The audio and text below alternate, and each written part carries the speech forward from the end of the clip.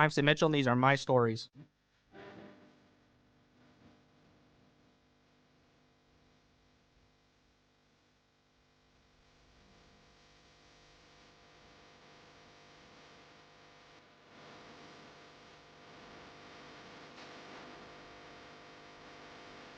Hi, folks. I hope you're having a good day today, and let me first welcome you to Autism Rocks and Rolls. Now, before we begin, I must note that I'm not a doctor or psychiatrist. If you're starting to be diagnosed with autism, please see a physician, at least based on my experiences. I also don't own the right to the intro and outro that I found on ytmp3.com. I also have a mission statement for you with all of you. The mission of Autism Rocks and Rolls is to take the stigma off of autism and other conditions that may think are disabilities. People on the spectrum are not broken and not need to be fixed. Those who have conditions or abilities who aren't to be pitied, there's nothing to be sorry about. It also has some paid for the following. A noteworthy place to mention is the Piece by Piece ABA Center located in Indiana. Every family member is valued by Piece by Piece, a family-run business that uses research-proven techniques to empower parents and assist young children in reaching their full potential. Several towns including Frankfort, Lafayette, Fort Wayne, Lebanon, Crawfordsville, and Cloverdale are served by the organization. Check out their online presence or get connected to the local branch for more details. You must not pass up this exciting opportunity. We should be grateful to our friends from GM Charity for Kids. My father is employed in Lawrence County, but the local youth-related programs have long been supported by GM Charity for Kids. The employees, friends, and suppliers of this 501c3 charity in Bedford, Indiana raise money for the children's activities. Boston Scientific is another topic I would like to discuss. This company seeks to improve people's lives through the application of scientific medicine. The company has offices all around the world, including locations in Indiana and Costa Rica. Those who want to utilize science to make the daily lives of others better must travel abroad and advocate for research organizations. To apply for a position or view more information, please visit bostonscientific.com.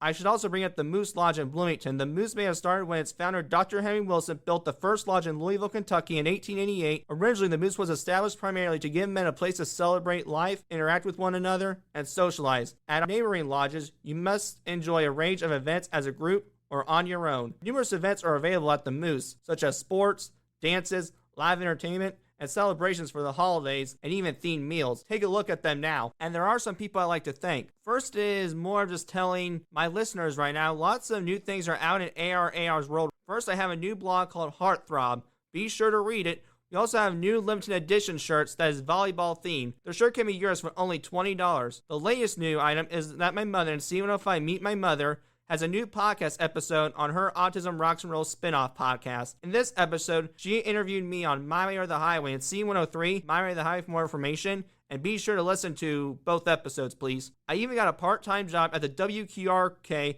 1.5.5 radio station, Bedford, Indiana. I just started. I already feel like I belong. Thank you, Holly, for taking me in. I can also say that I completed 2 speaking engagements. First, I went back to my school and spoke to my mother's 8th graders yet again. Then I went online and spoke at the Breakthrough Summit 2. And extra thanks goes to my mother for letting me speak to her kids when I wish, and to Michael Whitehouse for giving me the privilege of speaking about how I broke through my shell. I've also gone to 2 speed networking events. The first one was the We Can Network event produced by the We Can Network Group. Then I went to the 30-minute Texas Small Business Speed Networking event that was organized by the Texas Small Business Networking Group. I met some great people. And finally, since the last episode, I was on the Against All Odds Less Than 1% Chance podcast with Maria Tia Ponte. What a great podcast to be on and listen to. Now, folks, we right back. We're going to hear from our buddies Big Red Liquors, so let's get to it. Since 1972, Big Red Liquors has been serving Indiana and the world for 52 years. They aim to deliver great choice, worth, and service while also acting as an interpersonal partner. When you walk into a Big Red Liquor store,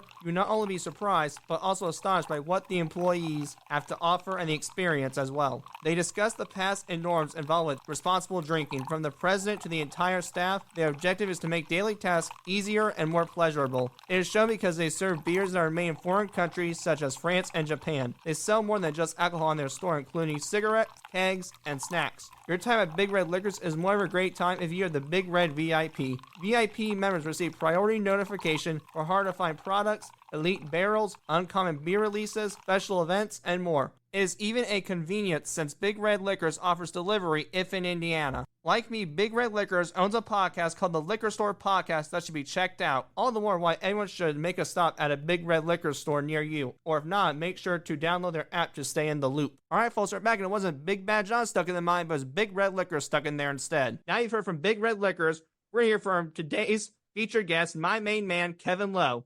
After meeting him virtually and seeing him at Podfest, I knew he had to be on because in his 30s, Kevin Lowe is a remarkable entrepreneur who has taken the world by storm. I can say I've seen him, but he has not seen me because despite the seemingly insurmountable challenge of losing his eyesight in 23, Kevin has risen to success and purpose-driven life coach and the engaging host of the popular podcast Grit, Grace, and Inspiration. Let's welcome my friend Kevin Lowe to the show. Mr. Lowe, how you doing, my friend? I am doing amazing, man. Excited to be here. I'm excited that you're here, too.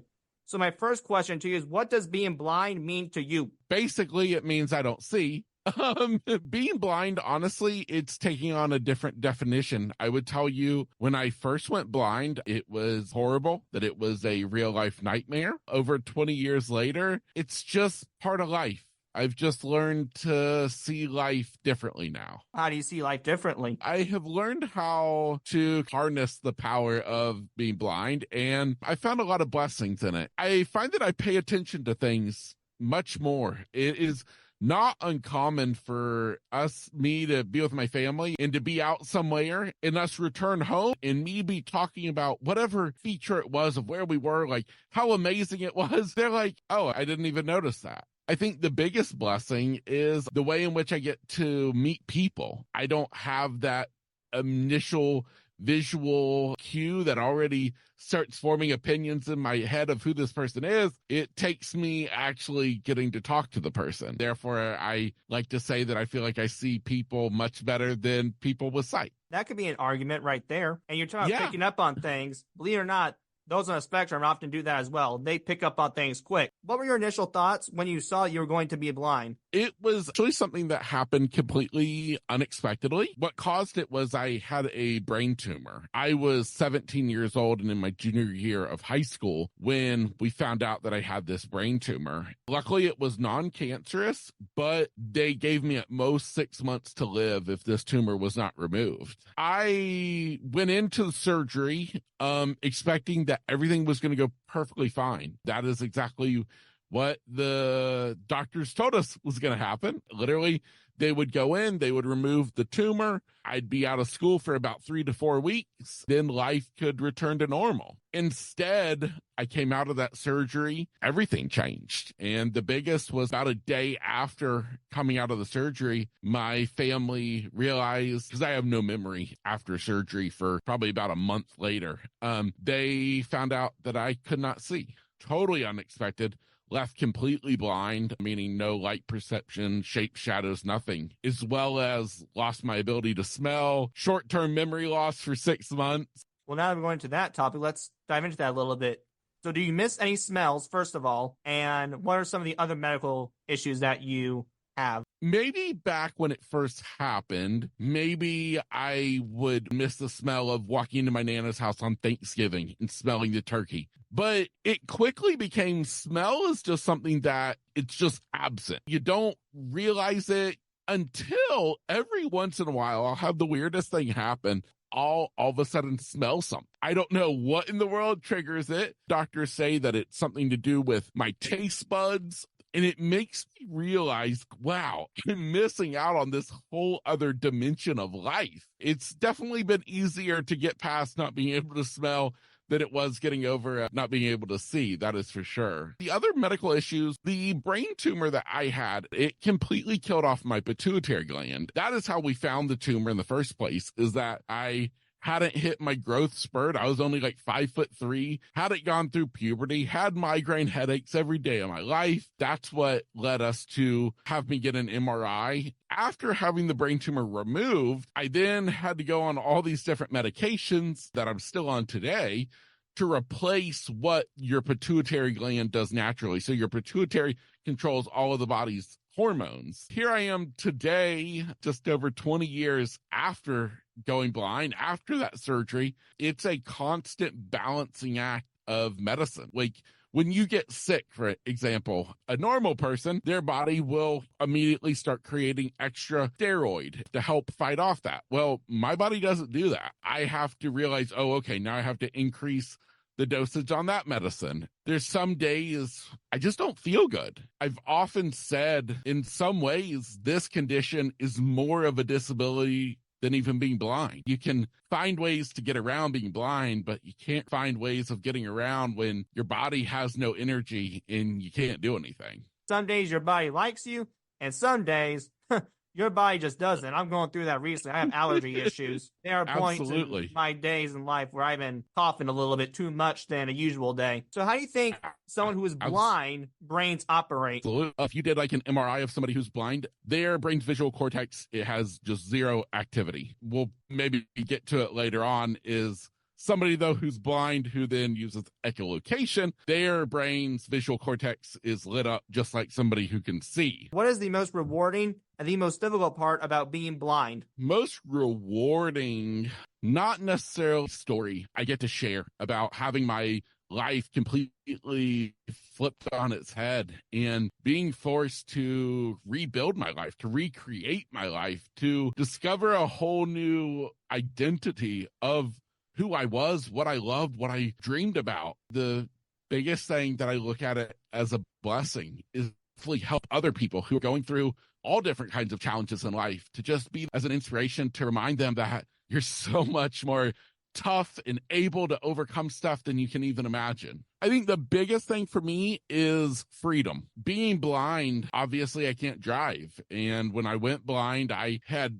been driving. I got my dream truck when I turned 16 years old. I rode dirt bikes and four-wheelers all growing up. Becoming blind took away the freedom of movement. Yeah, I mean, I can call an Uber, I can get around by myself, but it's not like I can just jump in a car and take a ride. Down here in Florida, we have hurricanes coming. I'm like, hey, let's evacuate and get the heck out of here. And other people are like, no, let's stay. I don't have the choice to just leave on my own. In some points, you need to be singing 3 Days Grace on my own. Not everyone can do everything for you. What advice would you give to others who are blind or just lost their eyesight? My biggest thing is to just give yourself grace, to let yourself heal in your time. I had a lot of people, these so-called experts, different counselors at different blind centers, who would tell my parents, Kevin needs to accept what has happened. He needs to move on. He needs to move forward very soon after becoming blind. Luckily, I had amazing parents who realized that was not me, that I needed to come to that point on my own time. For anybody else, I would encourage you to realize, yeah, your life has just pretty much been shattered. To give yourself time to grieve when you are ready, and only when you are ready. Just start taking one little step forward at a time. Looking back on it now, it's easy to say, if you give it a little bit of time, I promise it will get easier. You will begin to love life again. Well, let me ask you this then. How, as a world, can we improve on never stop moving forward? And what do you do every day that shows you never stop moving forward? Getting out of bed every single morning with a mission and a smile. From the time I went blind, every morning I got up, smile on my face, and I just kept doing the things I need to do. I kept moving, kept having fun, finding ways to enjoy life again. But also having goals, things that I'm working towards, things that I'm excited about. I feel like a lot of times we miss that key ingredient to life, and that's having things that we're excited about. But the goals need to have you excited. That pushes you forward. I feel like a lot of people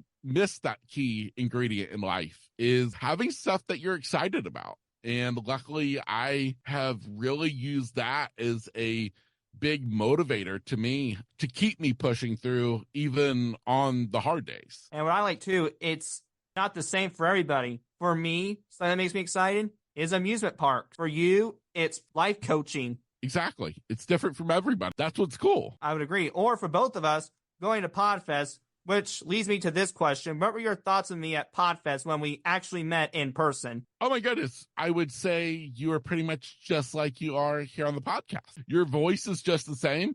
I can't say anything about how you look to see if how you look matches up with your voice. I'm no judge of character on that regard. Right. And how'd you hear about me?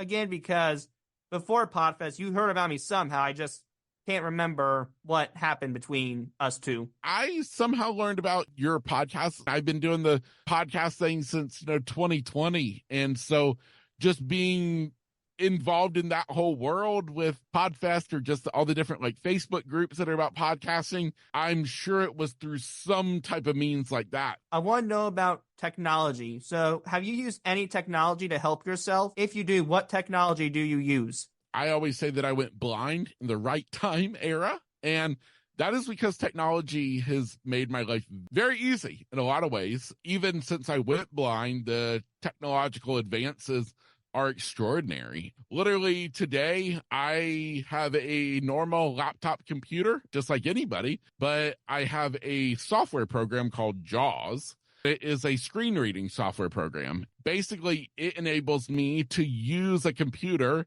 just like anybody. As I'm typing, it's literally telling me each key I'm pressing.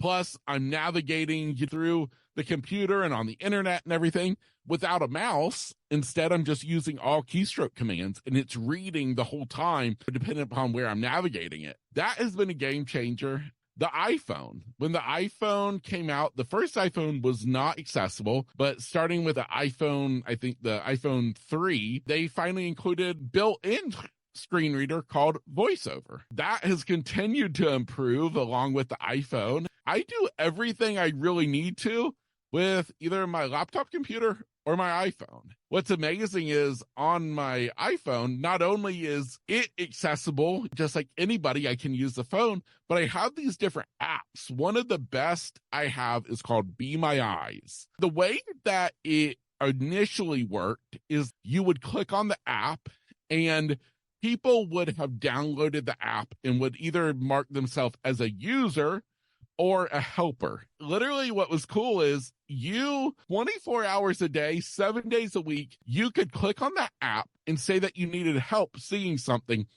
And all of a sudden within like 30 seconds, be put in live video feed with somebody anywhere in the world who was marked as a helper. And so they could then see what your camera sees and they could help you see whatever you were trying to find out, whether it was what was there in the kitchen or trying to determine what color the shirt is. And so that was amazing. But then with the introduction of AI, they now have a feature that is absolutely mind-blowing. The Be My Eyes app, I open it up now and I take a picture. Within a few seconds, it describes the scene in the most pristine detail you can imagine. It's absolutely incredible, life-changing type of technology. Well, what do you do when technology screws up? For example, if JAWS is telling you it's an I and it says it's an I, but in reality, it's an O. Luckily, I've not had any kind of issues like that.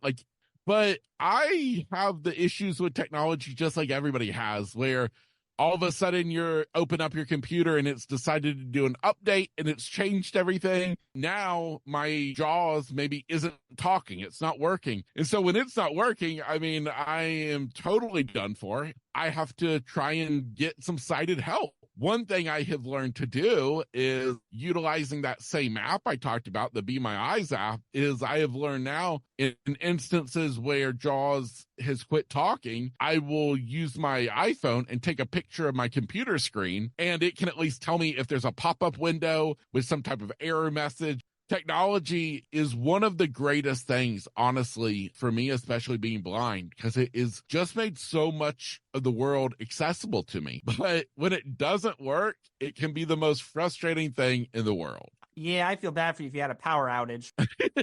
Exactly. Or, you know what might happen, Kevin? You might not watch JAWS because you tell me that's never happened to you. Well, let's just say on April Fool's Day, things happen with me. Maybe I'll change the language. Maybe instead of it's English, it's Japanese. Yeah, that would just be great. No, thank you. Yeah, not a problem, buddy. Just trying to help out a little. I want to talk about your life coaching a little more. So how did you get Rise to Your Purpose business running? I started coaching because of the podcast. I had been a travel agent for 7 years. And then the 2020 pandemic happened and that business basically crumbled. That's when I started the podcast kind of out as a hobby.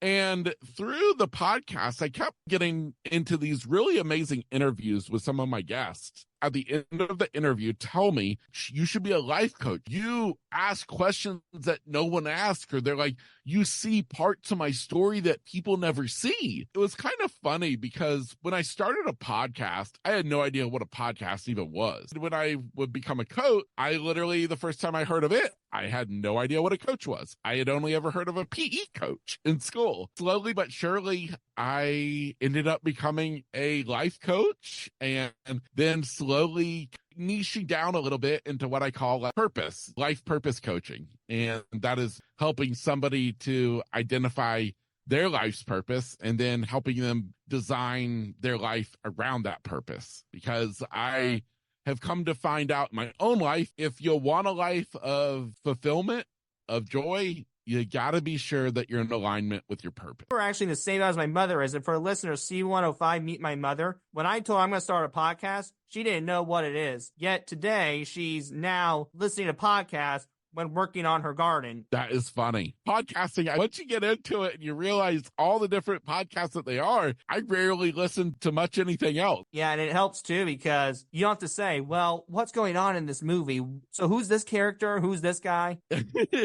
Well, talking about movies, what's really cool is they have a thing called descriptive audio. It used to only work when I would go to a movie theater. They would give me a pair of headphones that I would wear, and it would have descriptive audio coming through describing what was happening in the movie. But now it's literally even shows on Netflix. We have our TV set where it automatically picks up if it's an option. It's this person telling you what's happening, and they cut in between dialogue so it doesn't interfere with the actual movie. We're going to talk about your podcast here in a minute, but before you do, I would know real quickly, as a life coach, what is your definition of success? It's personal for each and every person. It's dependent upon what are your goals, what are your hopes, what are your dreams. I feel like some people, they have a personality where for success for them, it's them being sure whatever goals are crushed and they're doing better than they could have imagined. Other people, it's just the fact that they got out of bed today. They have a desire to keep moving forward towards those goals. Well, when you went blind,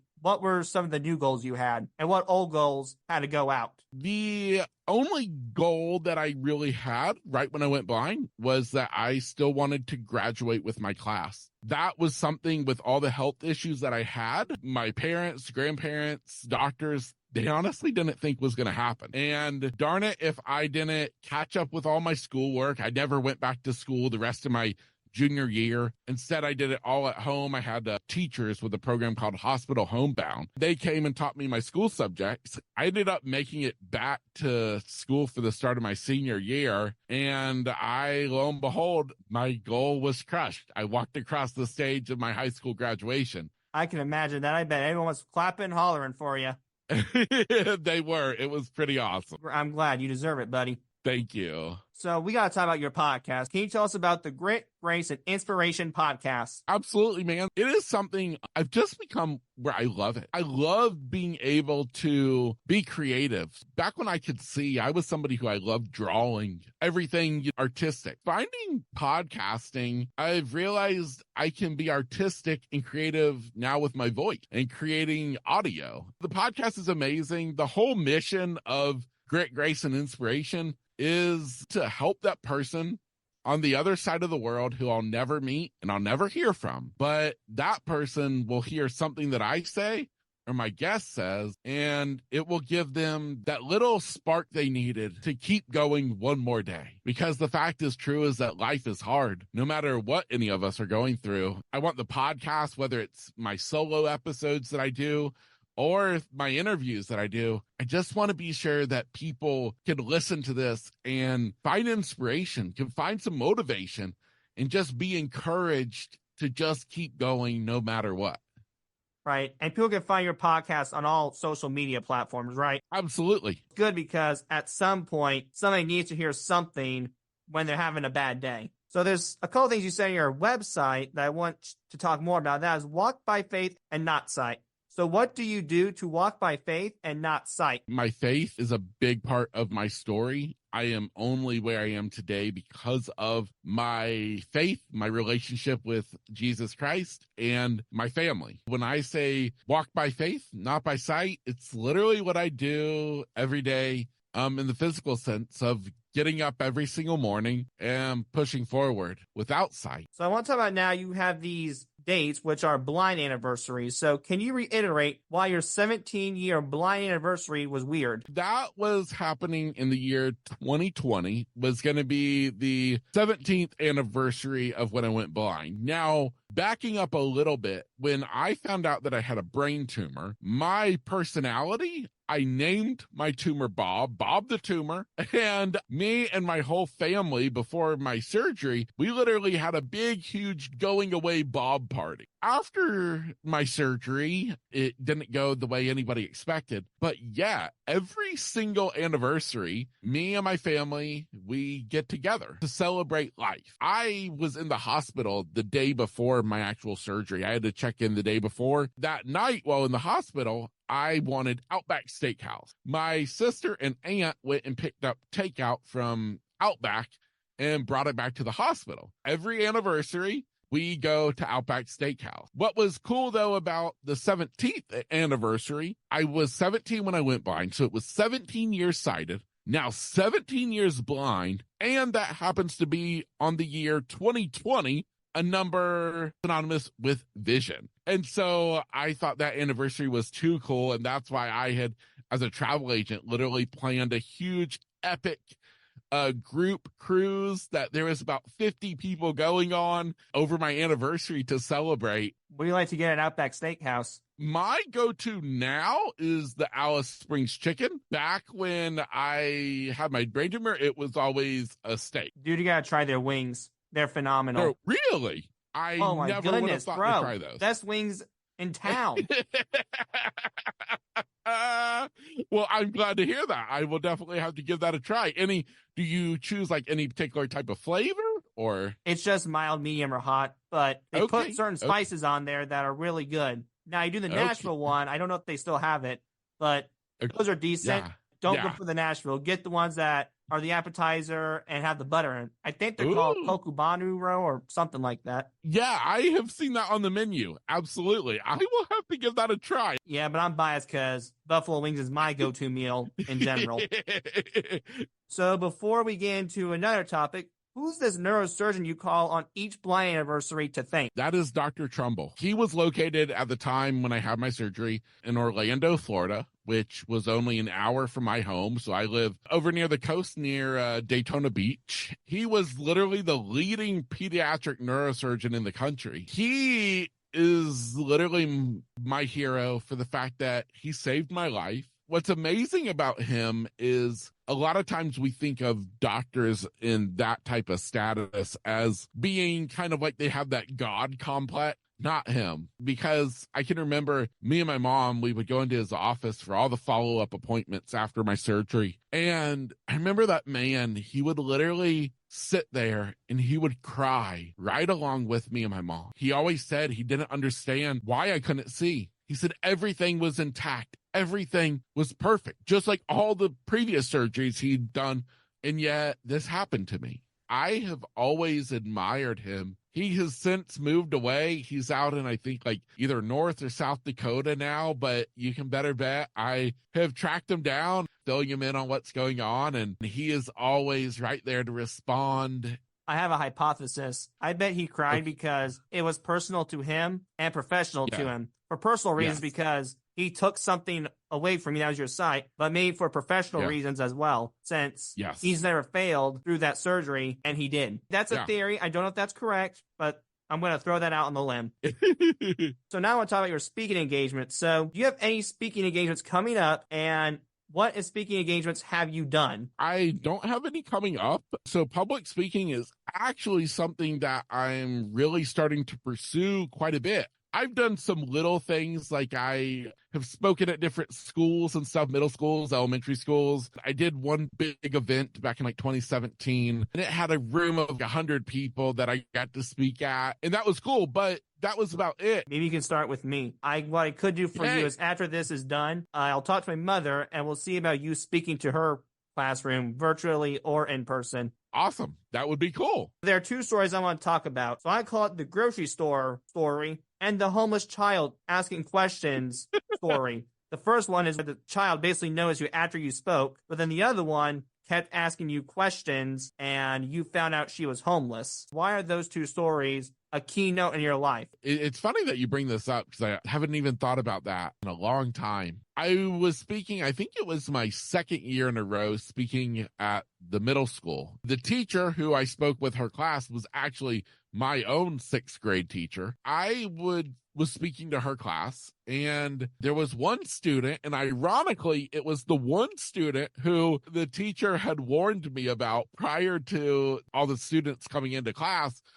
She's like, listen, there's one kid who might give us some trouble. And I'm like, okay, I can handle it. As I shared my story, I kind of tailor my story depending upon the age of the students I'm talking to. So these were middle schoolers. So I talked a little bit more about the actual story of overcoming it and how it was like going back to school. And the younger kids who I talked to, I just make myself out to be a blind superhero and show off all my cool technology. In this classroom that day, I remember there was one student, and I didn't even know that she was the one who was the quote unquote bad one, but she was so engaged. And I would find out that she would actually ask the teacher the next day even more things about me. You're right. That student, I found out after the class ended, teacher, she let me know that she actually just found out that girl is actually homeless. Her and her mom and sister were living in their car. I remember that really impacted me because I thought then, I'm not just here speaking to a bunch of kids. I'm here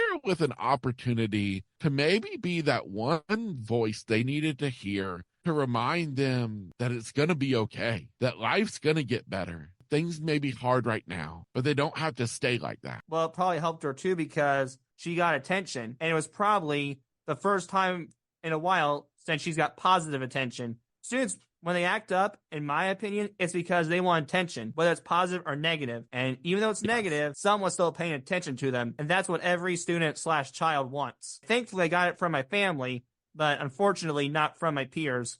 But there's someone else I know you talked about who's pretty important to your life, John. So tell us about John, who you met at the hospital. I actually did not meet John. My family did, though. Ironically, the type of tumor I had was pretty rare. Yet, while I was in the hospital, after I remained in the hospital for about 2 weeks after surgery, during that time, my family would come to find out another boy had just been transferred from another hospital to the hospital where I was due to complications he was having. His name was John. He was the same age as me, had the same tumor as me. He wasn't doing real good. I had huge family support there. Both sides of my family, my mom's side, my dad's side, everybody was there, constantly helping. John only had his mom, was the only one there. So my family really kind of took her under their wing. You know, they would look out for her, or when needed to save seats or whatever, you know, they would be sure that they looked after her stuff.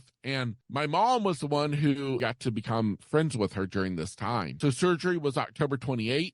I would come home, I believe, on November 13th.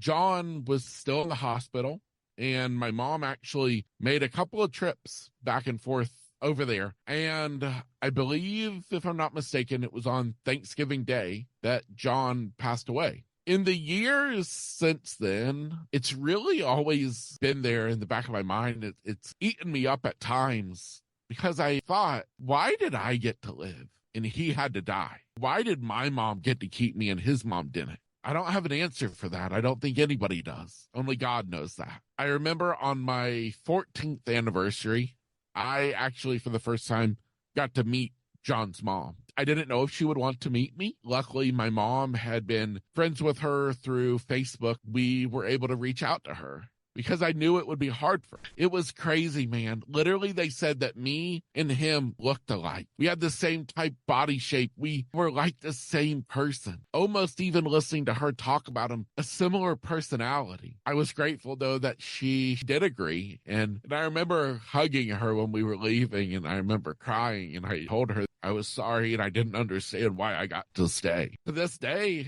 I think about John. And sometimes, honestly, when the days are hard, I have to think, Kevin, you are given a second chance. You and for John. You got to keep pushing through. What kills me, it was on Thanksgiving Day. I just hope her family was there for her even more. And maybe you'll see him down the road, buddy. Yeah, I know I will. Now, folks, we'll be right back. We're going to hear an ad from the Bluebird, so let's get to it. Have you ever wondered what is the most fun thing to do in Bloomington, Indiana? If you do not know, I have the answer for you, because it is time to bring your best dance moves to the Bluebird in Bloomington, Indiana. This rock club does not only host live music, but has karaoke nights as well. Please visit the Bluebird at 216 North Walnut Street, Bloomington, Indiana, 4704.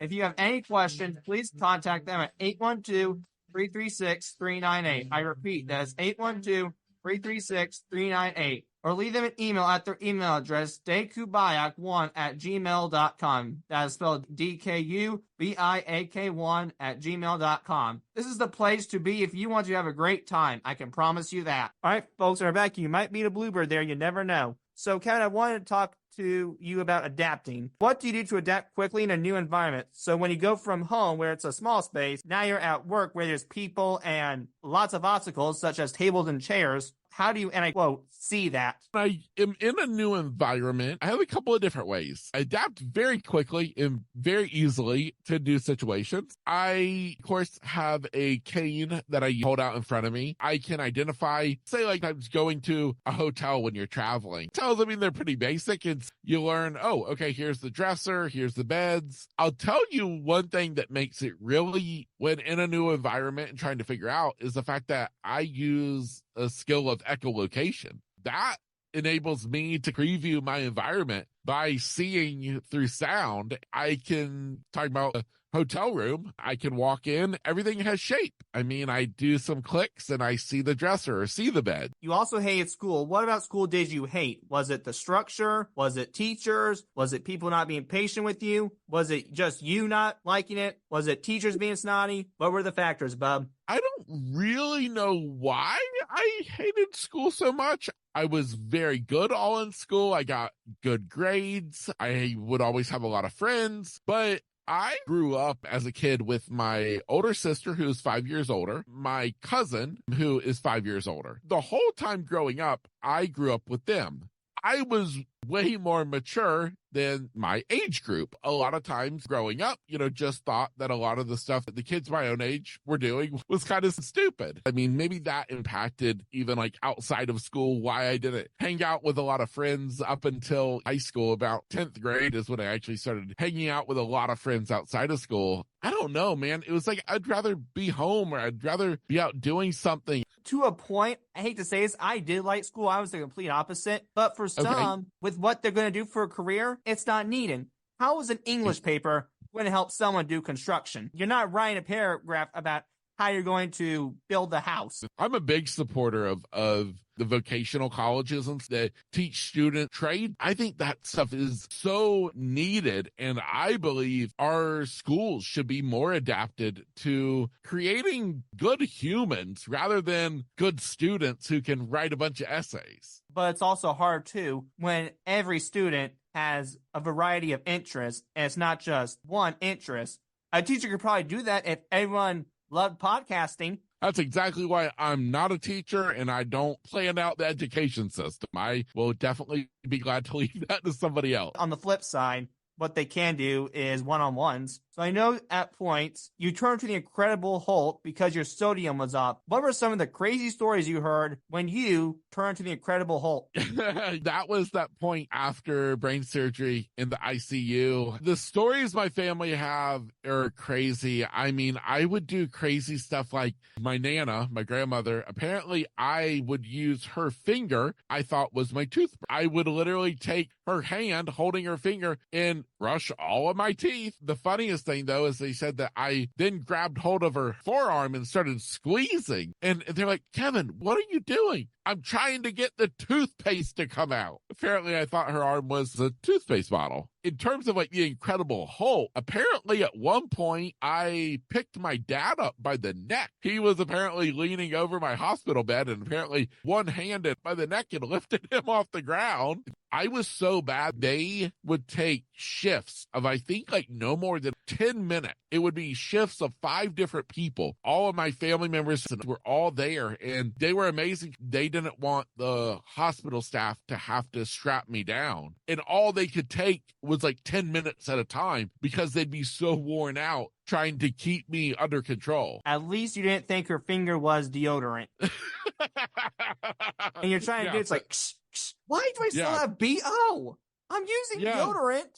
They said at one point, I guess maybe I had gotten to a point I was trying to use the bathroom, and apparently in the hospital room, it was like the cabinet, the door flipped open, and it was a toilet. My immediate reaction was, what kind of hotel is this? When you talk about ICU, there's a song about the ICU that's produced by Citizen Soldier. That's a good song, man. Hear that one out. You might have some resemblance to it since you were in the ICU. And we were talking about your parents. So what have your parents and grandparents done to support you? Oh, man. Everything. My family is everything to me. One of the greatest gifts is the fact through all of this, I got to become best friends with my mom and dad. Best friends with my Nana, best friends with my sister, which is really powerful. They have just been there to support me in all their different ways. Recently, after becoming blind, my dad was there. My dad's the wild and crazy guy. He would be sure that, it was no time before we're out doing crazy stuff out in the woods. My mom, of course, was there helping to take care of me and figure out all the doctor's appointments. I mean, my goodness, my Nana, she took care of me. During the daytime, my mom would drop me off at her house in the morning. My papa would go to work, and it would just be me and Nana. She was there with me. I mean, my goodness, she's the reason I even graduated high school, is because she would literally be there to work with me when the teachers would come to her house and teach me. My Nana was there. More than anything else, they became just my support system, my rocks to lean on. It took a really long time for me to learn how to love this life again. I'm talking a long time, probably the better part of 10 years before I was ready to move forward with my life. That whole time, though, I had my family to lean on. And I mean, still to this day, I have my family to lean on. Can never thank God enough for giving me the family that I have. All right. You said you and your dad are wild. What crazy and wild things did you two do? After I went blind, I couldn't ride my four-wheeler anymore. We ended up selling it. And when we sold it, we ended up buying, they literally had first come out at this point, was what they call a side-by-side. I call it a golf cart on steroids, made for off-roading. And me and him, I remember we bought one of those. And so we would go out and just be out in the woods. That thing would fly. And so I'm in the passenger seat. My dad's driving. And so, I mean, we would be out in the woods getting muddy. And that was literally how it always was with my dad, always growing up when I was a little kid. So my mom and dad, they got divorced when I was little. I would go and spend every Wednesday night and I think every Saturday night with my dad. I can remember we and him when I was little, we were big into like rollerblading. We didn't just rollerblade on the street. No, we would literally go to all the big bridges in our city and we would rollerblade down the bridges. Well, with him driving, it probably was like a roller coaster to you. Yeah, pretty much. Yeah. Hey, you don't have to pay the amusement park to go on one. You got yours at home. You lucky That's dog. right. So we'll wrap her up here. These are just for fun. So what is your paradise meal and why is it your favorite? Barbecue, 110%. Barbecue meaning pulled pork with some sweet sauce, some barbecue beans, and some coleslaw and a piece of garlic bread. If I had a last meal, that is it. Apparently, it's in my blood because my grandfather, my dad's dad, he literally ate barbecue every single day of his life. He went to lunch every single day at the barbecue restaurant, and then on Friday evening, him and my grandmother would go there for dinner. And so I guess I get it through the genes. Kevin, let me tell you this. One of my previous guests and a sponsor from Great White Smokes, and for listeners, C259 giving back to Dave White, has a food truck that sells barbecue products and food. So what I'll do for you is when we're done, I'll have Dave give you some barbecue food recipes. awesome, man. That sounds great. Not a problem. So now, what has been your favorite vacation you've ever taken, and why did you enjoy that vacation very much? Oh, goodness. I've been on a lot of them. Probably, and I don't know if there was any one particular, but I've got to go on quite a few cruises, like in the Caribbean. Some of my favorite memories are on those cruises. I remember one in particular. It was me, my sister, and my dad. We went with his mom, so my grandmother, and her brother and all of their friends. And it was a big, huge group. What was cool is I was a travel agent at the time, so I booked the entire trip for everybody. We had this amazing week-long cruise. I mean, did all these crazy cool excursions. My grandmother, she would always go on these cruises, but they would never get off the boat at the different stops. They would always just stay on the boat. She was with me and my sister and dad, and so she would go out on the catamaran rides, and she had so much fun. She would become like the life of the party. It was hysterical. I remember back on the ship, she was big into playing blackjack. Darn it, if she didn't win the entire blackjack tournament on that cruise, the part that makes it so memorable, I remember one of the last nights we were on the cruise, we were at the specialty restaurant, the specialty steakhouse. I got to sit down at the end of the table next to my Uncle Tom, and he was kind of the head of the group, and he's the one who cruised all the time. When I started my travel business, he started using me. It was one of the first times that I really got to sit with him and talk with him. It's one of those family members you only ever see at Thanksgiving and Christmas dinner. I'm so grateful because it was after that cruise, not long after, he would pass away. So grateful that I have that memory. I'm glad you had that memory too. But before we go, did your dad do anything wild on the cruise as well? I don't remember him doing anything too wild other than seems like we had some type of snorkeling incident off one of the catamarans where he did something that was illegal. So it caused a ruckus. Nice job, Dad. Really nice job, right? Well, Kevin, I think that's all. Is there any closing remarks you'd like to say, buddy, before we head out? I just want to thank you so much, man. I appreciate you having me on the podcast today. I love what you're doing. I love your spirit, man. And I appreciate you letting me be a part of it. Anytime, brother. Have a good one. I